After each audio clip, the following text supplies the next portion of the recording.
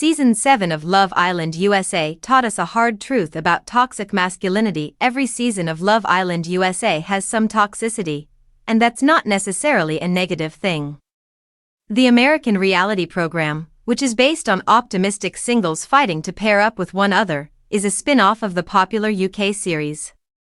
Even while seeing the drama in these hurried relationships is usually enjoyable, 3 guys from Season 7 have learnt when their toxic masculinity becomes unwatchable and when fun drama goes too far.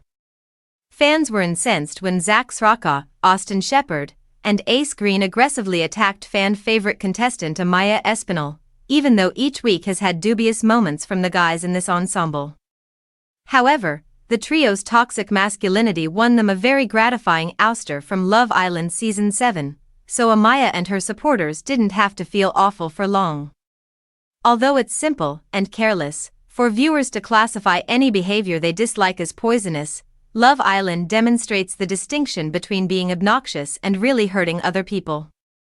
Amaya was severely criticized for being too sentimental and kind during the Mailbox challenge, which required Islanders to write anonymous messages to one another.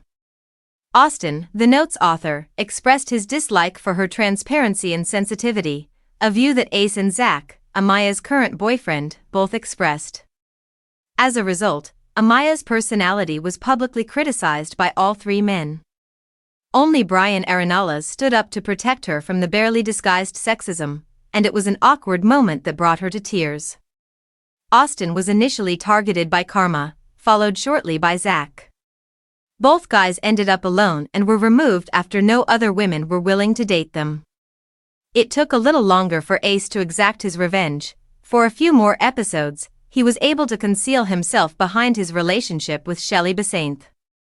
Unfortunately for them, the public had become disenchanted with the guy. Just before the conclusion, they were eliminated from the duo after receiving the least number of votes from the last 5. In addition to being therapeutic, these removals established a crucial precedent for the series. Toxic, damaging masculinity would not be tolerated.